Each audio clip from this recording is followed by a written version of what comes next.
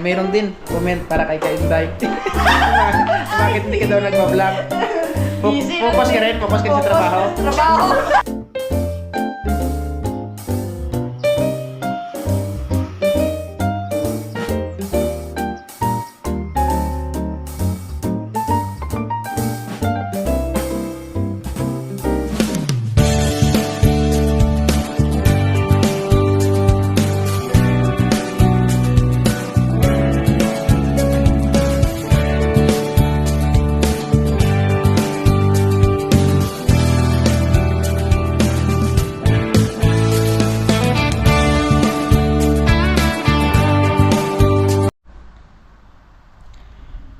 Yun, so magandang araw po sa ating lahat mga kanegs at welcome na naman po sa ating panibagong vlog, no? So bali na-miss ko na rin po mga kanegs mag vlog dahil nga po matagal-tagal na rin po tayong hindi nakapag-upload. Ayan, so ngayon po araw na tayo ng Biyernes, no? At petsa 19 na po tayo ng Abril. Ayan, so siguro po malapit na rin mga isang buwan hindi po tayo nakapag-upload. Dahil nga po medyo tinamad at yun nga po, no, busy sa trabaho dahil nga po nakakahiya naman po mga kanegs pag yung may trabaho ka tapos nagbablog ka pa, no? Nakakahiya naman po sa may ari ng tinatatrabahuan natin. Ayan, so pagpasensyahan nyo po muna mga kanegs. Ayan, so tamang pahinga lang po muna tayo ngayon dahil kakarating lang po natin galing sa school. Nagsundo po ng mga bata. Ayan, so maya po mga kanegs kung ano lang po yung ating may content, no? Dahil wala po tayong tawag doon yung may content ng maayos. Ayan, so sa nagtatanong po pala mga kanegs, no, dahil nga po hindi na nga po si Kainday nagbablog. Ayun, so balit tinamad na nga po siguro, no? Ayan, tinamad na rin po siya mag-vlog. Si Mikmik po mga kanegs ay hindi na rin po siya makapag-vlog ng maayos dahil nga po busy na po siya sa pag-aaral, no? Dahil may pasok nga po si Mikmik. So focus muna siya dahil pag nagba-vlog po mga kanegs hindi po siya makapag-focus dahil nga po minsan may exam kaya ayun, so may sagot na po mga kanegs, no? Yung na nag-comment dun sa vlog natin noong nakaraang araw, nakaraang linggo, kung nagtatanong po kung bakit nga po hindi na nakapag-vlog si Kainday at si Kamikmik. Ayun, so yun nga po, no, yun ang dahilan kung ano po, no, na hindi sila nakapag-vlog. Ayun, so update ko lang po kayo mamaya mga kanegs pag kung may content na po tayo, no, kung kahit ano lang po mamaya, kung nakapunta naman tayo sa Romblon o di kaya ay nakapasyal po tayo mamaya, isasama ko po kayo mga kanegs para kahit paano meron po tayong upload. Ayun, so update ko lang po kayo mga kanegs. Let's go! Ayun, so ano po mga kanegs, no, gusto ko lang po palang sa inyo, no, dahil nga po si Tintin po yung misis ko po nung nasa ibang bansa. So nag-ano din po siya, nag-try din po siya mag-vlog mga kanegs. Yun, so sabi niya sa akin, ipo-promote ko daw yung kanyang yung kanyang YouTube channel. Yun, so kahit kaunti lang naman po yung viewers ko, subscribers, pero kahit paano po ay dagdag din po sa kanya, bali libangan niya po itong mga kanegs pag di-off niya sa araw ng linggo. Yun nga po sabi niya, meron siya pong meron siyang YouTube channel. Noon pa yun, nag-start na rin po ako nag-vlog. So kaso hindi na po siya nagpatuloy, kagaya ko, tumigil din. Pero ngayon po balik vlog na po tayo, no. Yun, so gusto ko lang po sa inyo, no, tawag doon, alam no yung kanyang YouTube channel. So bali ito nga po mga kanegs, dahil po hindi po ako marunong maglagay ng kanyang link dyan sa description natin. Ayan, so sa cellphone ko na lang po video ko na lang po mga kanegs. Ayan, so bali yan po yung kanyang YouTube channel mga kanegs, no. Ayan, Tintin TV. Ayan, so meron na po siya mga ilang video, no. Bali isa, dalawa, tatlo. Meron na po siyang tatlong video mga kanegs. So yun, so gusto ko lang pong sana po mag-subscribe din ko kayo sa kanya, no. para din po mamanood ng kanyang mga vlog. Ayan, para may libangan din po siya doon sa Singapore. Ayan, so maraming salamat po mga ka-next. Sa lahat po ng hindi po pa rin nasawang nanonood ng aking vlog. Ayan, so pagpasensyahan nyo po muna ngayon at dahil wala tayong magandang content at ito lang po muna mga ka-next. Alright. Ayun, so dito nga po tayo sa labas ng bahay mga ka-next. So papakita ko lang po sa inyo yung klima ngayon dito sa Iloilo So sobrang init po mga ka-next, inabot po na mga 40 siguro, 40 degrees Celsius yung heat index dito sa Iloilo. Ayan, so ang pinakaiba lang po dito at saka doon sa may Campanalig, dito po sobrang init, lalo na pag ganitong mga buwan simulan nung Marso, ngayong Abril, wala pa pong nakaranas din pong isang beses na umulan, kaso hindi naman po siya malakas ayun, so dun sa Campanalig po kahit ganitong buwan mga ka-next siguro ay sobrang lamig dun so nakakamiss nga na tawag dun, mga klima dun. Pero dito mga ka-next, sigurado pag ganitong oras dapat nasa loob lang kayo ng bahay dahil sobrang init, tirik na tirik na yung mga ka-next ayan, sobrang init. So ang dami nga pong bunga ng mga ka-next, papakita ko lang sa inyo, mangga. Ayan, Indian mango. Ayan. So yan po muna tayo ngayon dito sobrang init, ewan ko lang kung naabot ng Ayan, so mamaya po ipapasyal ko po kayo kung saan po tayo pwedeng pumunta. Mamaya po siguro mga hapon-hapon mamaya mga alas 4 o alas 5 dahil nga po sobrang init. Mahirap na po na tawag doon, heat stroke, kaya nga po kayong lahat yan mga ka-next sana po kayo sulok ng mundo, lagi po kayo mag-ingat dahil nga po ngayon ay sobrang init talaga dito. Ayan. Ayun, so hindi ko na nga po kayo mga ka-next na update dun sa alaga natin 45 days yun dahil kakatapos lang po pala ng pista dun sa amin sa Romblon nung April 14, 15. Ayan, so tamang tama din po, hinarbis ko na po mga ka-next at hindi ko na nga po na-vlog dahil marami din po nag-comment na mag-ingat po dahil nga po baka ma-strike tayo dun sa manok. Ayan, so naibinta na nga po natin siya, bali marami pong namatay, siguro nasa 10 dahil nga po sobrang init. But rin po siya din naman siya sa tubig at saka sa vitamins, kaso hindi po talaga kinaya siguro ng mga sisiyaw dahil nga po sobrang init. Ayan, so bali naibinta na po natin lahat. So ang nagastos ko po doon mga ka-next, nung sa inyo, bali na sa 5,000 lahat. So tumubo rin po kami ni Papa ng mga 3,000 plus tamang tama nga po dahil fiesta so naibenta po natin sila ng 2 yung kilo pala, isang is 150. Ayun, so inabot naman po siya ng mga 2 kilo. Yun, so naghahalaga yung isa ng mga 300. Ayun, pataas. Meron din po, hindi naman po para parehas dahil nga po merong malaki at meron din pong maliliit. Ayun, so ang naibenta ko po is nasa 35 piraso. Yun lahat yung naibenta so bali may naiwan doon na dalawa ata, 2 piraso yung naiwan doon mga ka-next. Yun na lang yung pinapatuka ko at hindi po muna ako nag-alaga dahil nga po sobrang init. So siguro sa sunod na lang po siguro mga May or para tama na pa yung ng klima yun, dahil pinapanood ko rin po mga ka-next doon sa YouTube kung paano po yung proseso ng pag-aalaga. So doon na panood ko po is pag gantong sobrang init talaga mga ka-next, yung iba nga nila sa electric pan para hindi masyadong mainit sa sisiyaw. Heat stroke din po pala yung manok, akala ko tao lang yung heat stroke. Yun, so kaya maraming namatay. Kaya nung napanood ko sa YouTube, yung iba tinutok talaga sa electric pan. Ayun, so dapat pala pag nag-alaga ka talagang mo sila tawag doon, yung doon ka talaga nakapokus, tsaka dapat tawag doon dapat hindi po sila mawala ng tubig.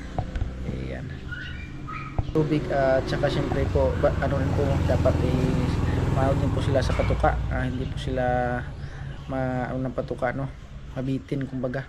So patuka nabili ko po siguro nasa 2 sako, tsaka nasa 30 kilos siguro, sobra lang po mga kanigs. Pero nilista ko rin, nakalimutan ko lang. Ayan, yun, tamang tama lang po yun. At ano rin po tayo, tawag doon, nakatubo na rin po tayo kahit paano. So gusto ko sanang palitan po mga kanigs ng baboy, kaso baboy po dito sa mga kanigs sa Iloilo sobrang mahal. Nung una, biik dito is nasa 3.5 lang, no, inabot pa nga ng 1.5. pero sa ngayon mga kanigs, dahil inabot ng ESF na yon, so mahal na nga po yung kilo ng karne, nasa 350 to 400 na po yung kilo. Kaya yung biik tumaas na rin, siguro nasa 5,000 na mga kanigs. Kailangan talagang pag-ipunan para may puhunan, at saka siyempre kailangan nyo pambili ng pagkain. Ayan. So wala pa po tayong gaanong ipon, kaya mag-ipon po muna tayo para makapag-alaga po tayo ng baboy. Ayan. Ayun, so mababa po muna tayo mga kanigs dahil nga po pahapon na, no. Ayun, so mamili po tayo ng pang-ulam natin ngayong hapon, no. So bibili po tayo ng bangus at kangkong. Ano po, ipiprito na lang po natin siya, at tawag doon, tsaka igisa na lang po yung kangkong mga kanigs, masarap yun. So bali ano po tayo dahil sobrang init, no. Ayun, so palabas na tayo, let's go. Trick po yung araw.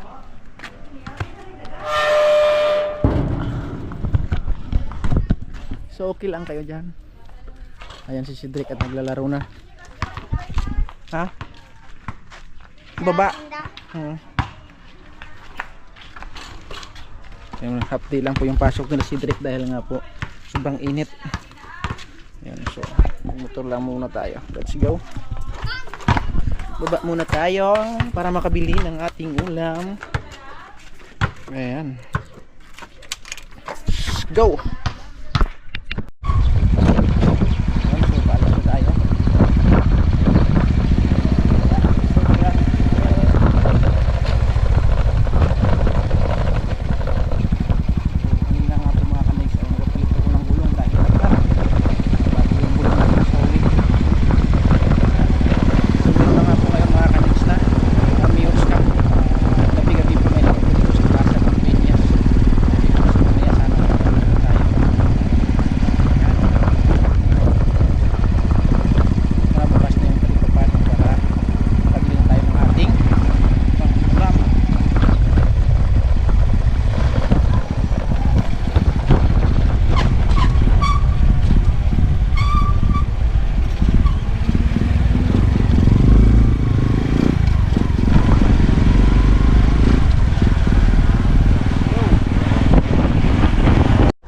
So nakabili na nga po tayo mga kanigs. So titignan nga po yung bangus at kangkong. Yung meron ditong kamatis. Ayan. Let's go. Tingnan po natin na i-vlog dahil nga po hirap at may hinawakan po tayo. Bangus mga kanigs, tingnan nyo. Ayan. So nag-aalaga po yan ng 200 plus. Mahigit 1 kilo. Ayan. So marami nga po nagtanong, no, na dahil hindi na daw, bakit daw hindi na nagbablog si Kamikmik. Busy. Busy po tayo. Hindi, nakakaiyak po kasi yung capstone ngayong 3rd year eh. Focus sa pag-aaral. Ayan, mayroon din comment para kay Kainday. Bakit hindi ka daw nagpa-vlog? Focus ka rin sa trabaho. Yan po, ang hindi po nakakaalam mo si Kainday po para mga kanigs ay nagtatrabaho na bilang isang manicurista. Kaya busy siya. Yun, so alam nyo na po mga kanigs, no, kung ano yung dahilan at bakit po hindi si Kainday na nagbablog at si Kamikmik. Ayun, so balik po tayo sa ating content. So nahiwa ko na po yung bangus mga kanigs. Ito na po siya. At bali piprito ko lang po, no, para pares po tayo sa ating gulay mamaya na kangkong. At ito na po yung kangkong mga kanigs. Ayan. So nagpainit lang po ako ng mantika para maprito na po natin yung ating bangus. Ayan, sarap. Bali yung luto po doon sa kangkong mga kanigs is, tawag dito sa amin is apan-apan. Yung igisa mo siya mga kanigs, no. Igisa nyo siya, tapos yun, so may oyster sauce. Ayun, so update ko lang kayo mamaya mga kanigs pag luto na po siya. Alright. Yan po, nilagay na nga po natin mga kanex. At ito lang po yung mahirap mo dahil nga po pag walang takip na palsik. So bago po matapos yung piniprito mo, sigurado ikaw na nagpiprito, crispy na. Yan. So kamustahin naman natin si Kamikmik mga kanex kung kamusta na nga po yung isang tawag dun yung isang kolehiyo na po mga kanex na dahil nga po college na siya. Itanungin po natin kung ano po yung mga experience na pagdating sa pag-aaral. Wow! Kamikmik, Sana all. mahirap ba o Ano, talagang mapapaiyak ka na lang. Kahit fried chicken, ulam mo, nakatulala ka sa sa gilid eh. Ay, Diyos ko po, ang buhay. ayan talaga po yung bilang isang mag-aaral kaya kailangan talagang magsakripisyo para makapagtapos. Ayan. So ayun, so update ko lang po kayo mamaya kung ano po yung pwede natin may content. Alright. Ayun, so atin na po siyang baliktad mga kaneg. Natalsek. Ayan. Ipin tayo nag-amo. Kasi tayo nito pag na ay kita ng kita. Ayan. Walang mahirap. Pagireto. Nakatakot. Ayan, nakatot ka. Ayan. Itak pa natin ulit.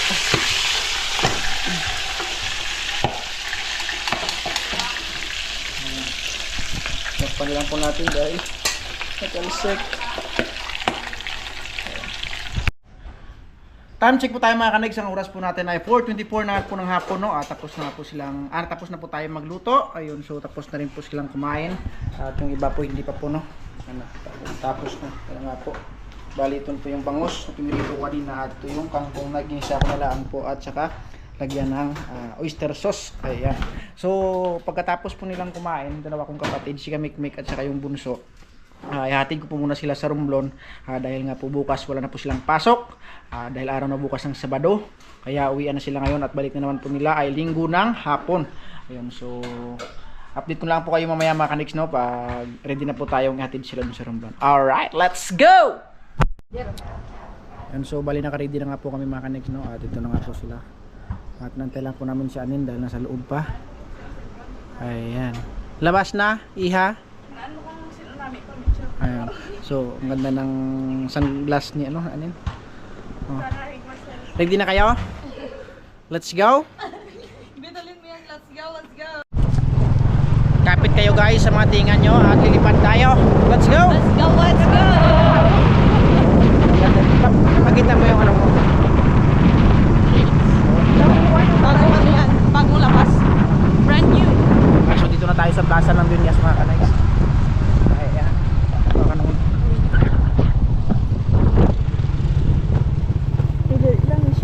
Tutok mata mo.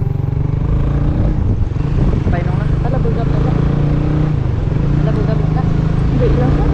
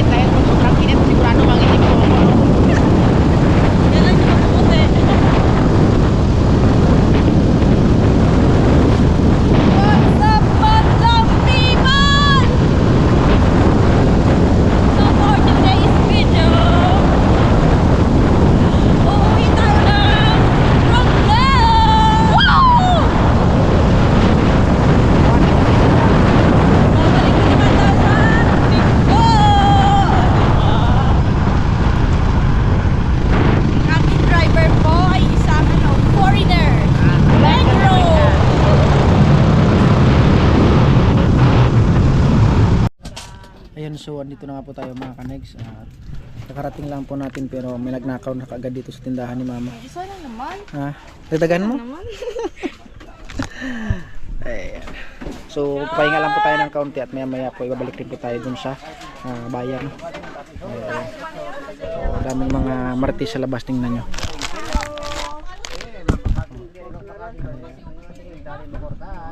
So bali may nag-ano nga po, may nagbibinta ng aglako ng isda, kaya may mga bumili. So update ko lang po kayo mamaya pag nakabalik na po tayo dun sa bayan. Let's go! Yan, so yun mga kanegs, at nakabalik na po tayo dito sa bahay sa bayan. So kain lang po ako ng aking hapunan at para makapag-edit na po tayo. Alright, so yan, let's go! Ayun, so dahil tapos na nga po tayo mga kanegs kumain ng ating hapunan, no? So medyo madilim-dilim na rin po kasi presensyahan nyo muna, no? So bago ko po tapusin itong aking vlog, no, gusto ko lang po i-shout out itong mga commentators po natin, no? Unang-una po kay Salvi Suldik, shoutout po. Kay Mia, shoutout po. Kay Sir Dexter Barrera, shoutout po. Kay B9 Vlogging Media, shoutout po. Ayun, kay Ma'am Sinaida Maloles, shoutout po. Kay User, shoutout po. Kay Emertana Navarro, shoutout po. Kay Sir Michael Kiambao, shoutout po, no? At hindi po na zero dito si Sir Michael talaga. Ito na pala si Mahjong Therapy, shoutout po. Ayun, yun naman nag-comment po doon sa ating nakaraang vlog, no?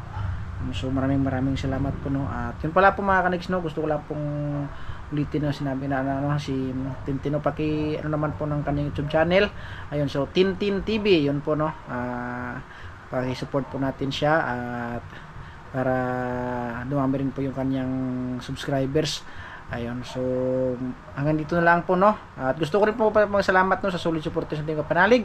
Una po kay Mario Di Maranan, kay Sir Robert Enriquez, kay Sir Lagalag 44, kay Mamumpa. Yun, so maraming salamat po, no. At sa yung lahat po mga kanegs, hindi po yung isa-isa. Alam nyo na kung sino kayo at lagi po kayo mag-ingat. God bless you all and love you all. Bye-bye.